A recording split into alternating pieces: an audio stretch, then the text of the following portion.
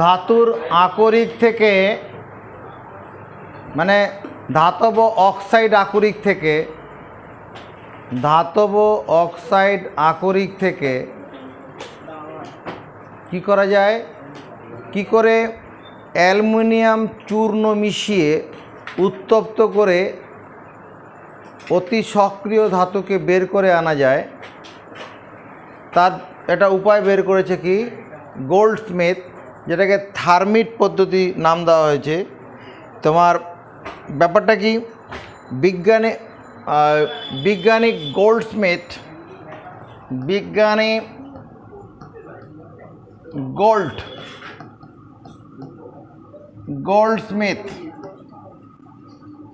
কি করেছিলেন, অ্যালুমিনিয়াম চূর্ণের সাথে চূর্ণের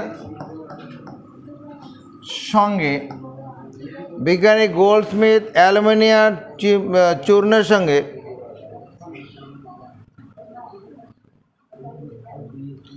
উচ্চ উষ্ণতায়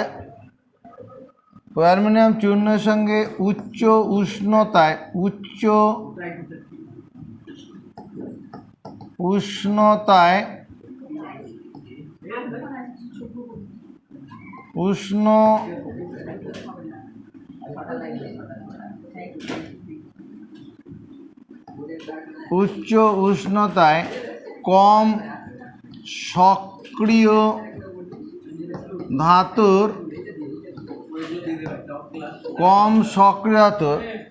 মানে এখানে বিজ্ঞানী গোল্ডস্মিথ অ্যালুমিনিয়াম চূর্ণের সঙ্গে উচ্চ উষ্ণতায় অ্যালুমিনিয়ামের চেয়ে কম সক্রিয় ধাতুর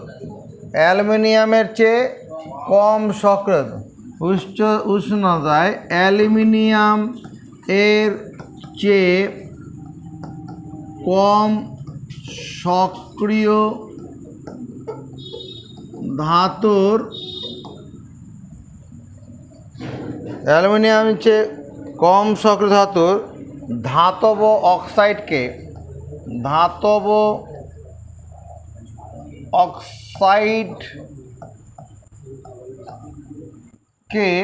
ধাতব অক্সাইডকে বিজারণ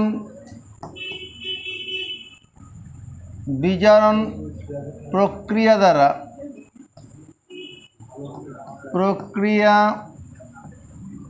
দ্বারা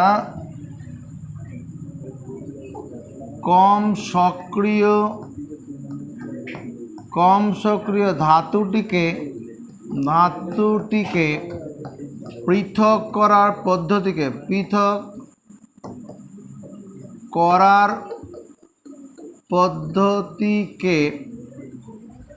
কি বলে, থার্মিট পদ্ধতি বলে। মুখস্থ করি, বিজ্ঞানী গোল্ডস্মিথ অ্যালুমিনিয়াম চূর্ণের সঙ্গে অ্যালুমিনিয়ামের গুঁড়ো সঙ্গে উচ্চ উষ্ণতায় অ্যালুমিনিয়ামের চেয়ে কম সক্রিয় ধাতব অক্সাইডকে বিজ্ঞানী গোল্ডস্মিথ কী করেছিলেন, অ্যালুমিনিয়াম চূর্ণের সঙ্গে উচ্চ উষ্ণতায় অ্যালুমিনিয়ামের চেয়ে কম সক্রিয় ধাতব অক্সাইডকে বিজারণ প্রক্রিয়া হবে, বিজারণ প্রক্রিয়া বিজারণ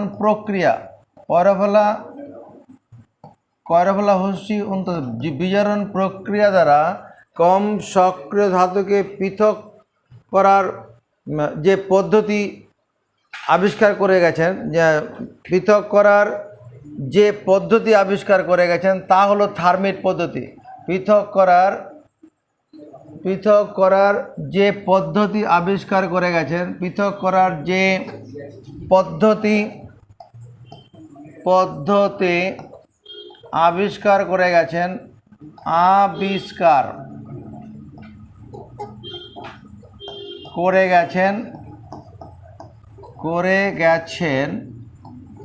তা হলো থার্মিট পদ্ধতি। ব্যাপারটা কীরকম, তিন ভাগ Fe2O3, তার মানে কি রেড হেমাটাইট। 3 ভাগ Fe2O3 মানে 3 ভাগ রেড হেমাটাইট। এটার নাম কি রেড হিমাটাইট। লোহার আকরিক রেড হিমাটাইট। 3 ভাগ রেড হিমাটাইট এবং 1 ভাগ অ্যালুমিনিয়াম চূর্ণ। 1 ভাগ অ্যালুমিনিয়াম চূর্ণের মিশ্রণকে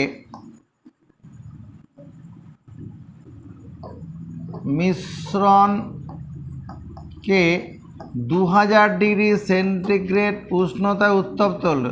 2000 ডিগ্রি সেন্টিগ্রেড উষ্ণতায়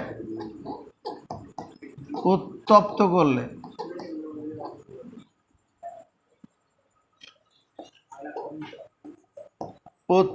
করলে কি বললাম, 3 ভাগ ফেরিক অক্সাইড বা রেড হিমাটাইট ট হবে, রেড হিমাটাইট টয়াকার হস্যিট রেড হিমাটাইট এবং 1 ভাগ অ্যালুমিনিয়াম চূর্ণের মিশ্রণকে 2000 ডিগ্রি সেন্টিগ্রেড উষ্ণতা উত্তপ্ত করলে ফেরিক অক্সাইড বিজারিত হয়ে Fe2O3 বিজারিত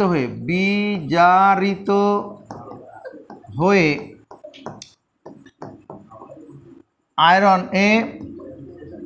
আয়রন ধাতুটি পৃথক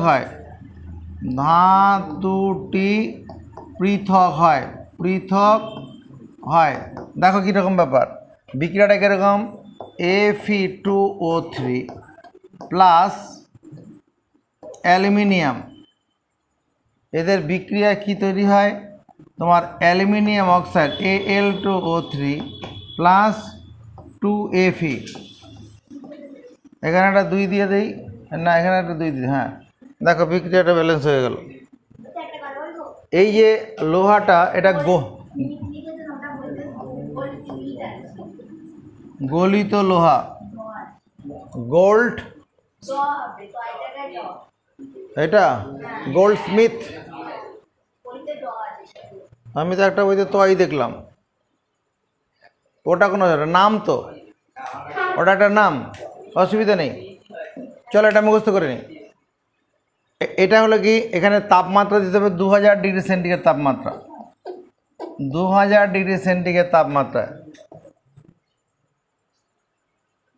3 ভাগ রেড হিমাটাইট 1 ভাগ অ্যালুমিনিয়াম চূর্ণের মিশ্রণকে 2000 ডিগ্রি সেন্টিগ্রেড উষ্ণতা উত্তপ্ত করলে ফেরিক অক্সাইড বিজারিত, মানে কোনো যৌগ থেকে অক্সিজেন বেরিয়ে যাওয়াটা বিজারণ, কোনো যৌগ থেকে অক্সিজেন বিজারিত হয়ে আয়রন ধাতুটি পৃথক হয়।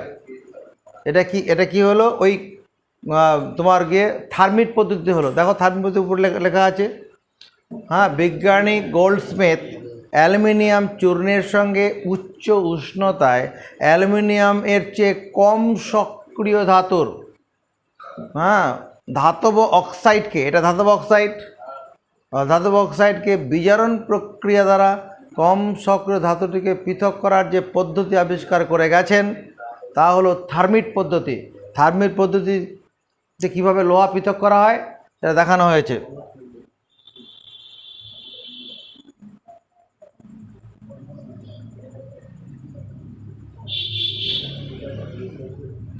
একটা কথা মাথায় রাখবো, ধাতু নিষ্কাশন সর্বদাই বিজারণ প্রক্রিয়া দ্বারা সম্পন্ন করা হয়। ধাতু নিষ্কাশন মানে কোনো ধাতুর আকরিক থেকে ধাতু নিষ্কাশন সর্বদাই বিজারণ প্রক্রিয়া দ্বারা সম্পন্ন হয়। কোনো ধাতুর আকরিক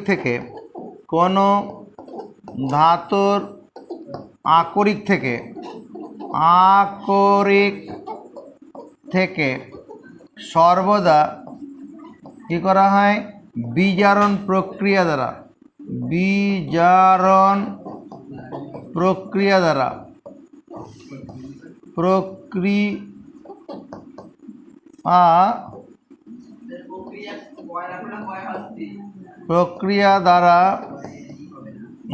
ধাতু নিষ্কাশন করা হয়।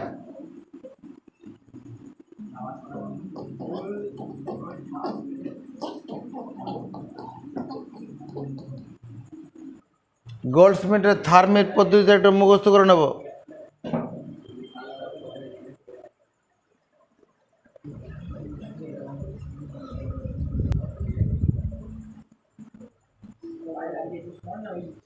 সম্পূর্ণ বিশুদ্ধ ও সমসত্ব তয় বা ফেলা সমসত্ব লোহা বা লোহার তৈরি জিনিসে কি হয় না, মরচে পড়ে না। সম্পূর্ণ বিশুদ্ধ ও সমসত্ব লোহার তৈরি জিনিসে মরচে পড়ে না। এটা স্যার কোথায় দেখতে পাবো? চলো মানে শ্রীরামপুরে যে কলেজটা রয়েছে, হ্যাঁ, শ্রীরামপুর কলেজের গেটটা গিয়ে দেখবে। আজ থেকে ওই কলেজটা প্রায় 150 বছর আগে তৈরি করা হয়েছিল। সে কলেজের গেট তখন যেভাবে করা আছে ওইভাবেই আছে।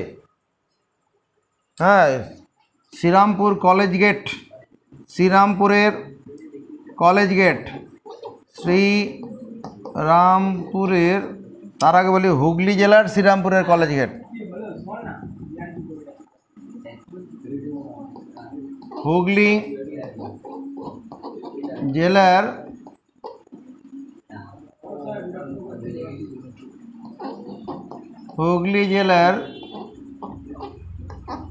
শ্রীরামপুরের কলেজ গেট,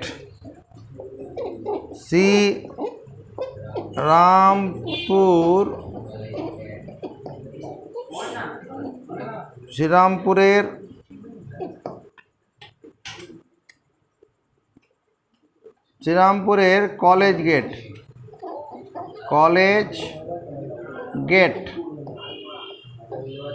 দিল্লিতে অবস্থিত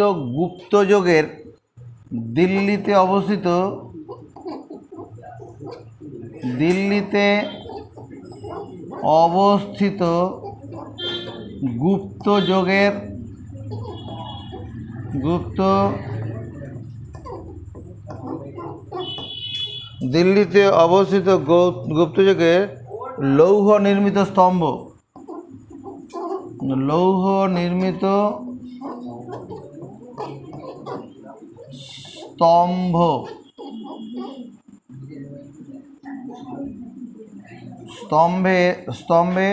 স্তম্ভে কি হয়েছে, মরচে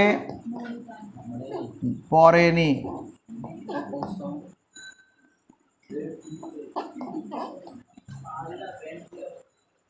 চলো মুখস্থ করবো।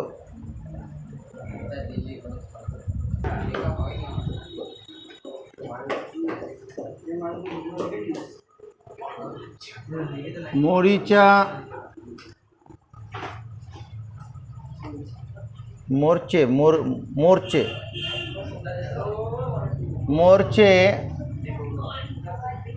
মরচে কথা একটা আছে, আর মরচে ধরা বলে একটা কথা আছে। মরচে ধরা, অবিশুদ্ধ লোহার তৈরি কোনো বস্তুকে আর্দ্র বাতাসে কিছুদিন রেখে দিলে পরে বা কয়েকদিন রেখে দিলে পরে কি হয়, ওই লোহার তৈরি বস্তুটার গায়ে লালচে বাদামি রঙের এক রকমের আস্তরণ পড়ে। অবিশুদ্ধ লোহার তৈরি কোনো বস্তুকে সাধারণ উষ্ণতায় আর্দ্র বাতাসে রেখে দিলে, আর্দ্র মানে জলীয় বাষ্প থাকবে, শুষ্ক বায়ুতে হবে না, আর্দ্র বাতাসে রেখে দিলে পরে ওই লোহার তৈরি বস্তুটার উপরে লালচে বাদামি রঙের একটা আস্তরণ পড়ে। এই আস্তরণটাকে বলে কি, মরচে। এবার অবিশুদ্ধ লোহার তৈরি কোনো বস্তুকে অবিশুদ্ধ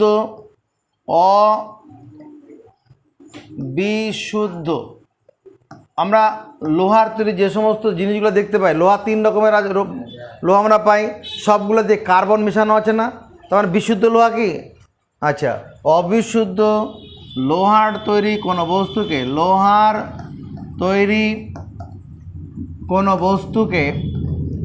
বস্তুকে কি করব? ঘরের উষ্ণতায় মানে এমনি যে টেম্পারেচারটা আছে, মানে পরিবেশে যে তাপমাত্রাটা আছে, মানে 10 ডিগ্রি 20 ডিগ্রি 40 ডিগ্রি যার যেখানে যেমন তাপমাত্রায় থাকুক, হ্যাঁ এখানে ঘরের তাপমাত্রা বলতে এই আমাদের এখন যেমন মানে 20 ডিগ্রির মতো তাপমাত্রা হবে, বা কোনো একটু 25 হতে পারে, এরকম ঘরের উষ্ণতায় আর্দ্র বাতাসে রেখে দিলে, আর্দ্র মানে মানে স্বেচ্ছাতা বা বাতাস থাকবে, আর্দ্র বাতাসে রাখলে কি হবে? লোহার তৈরি বস্তুটির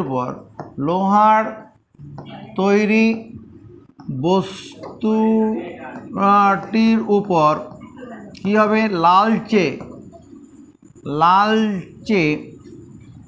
বাদামি রঙের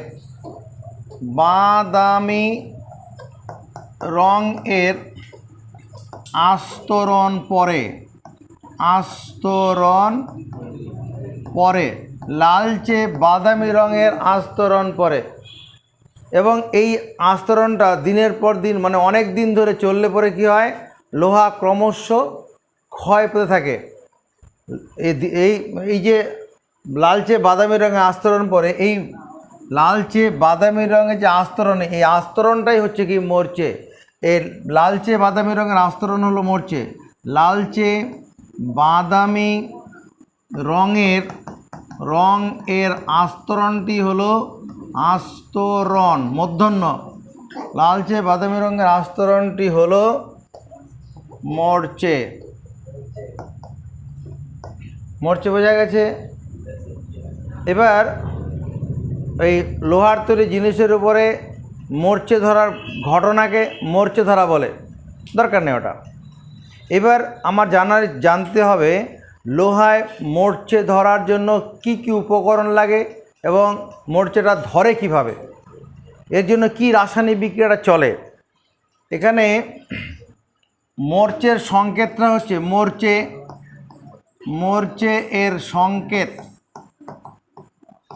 মরচের সংকেত Fe2O3, 2H2O। মরচের সংকেত Fe2O3, 3H2O। এটা হচ্ছে মরচের সংকেত Fe2O3, 3H2O। এটা মরচের সংকেত। তো মরচে ধরার জন্য কি লাগে? উপকরণ লাগে। মরচে ধরার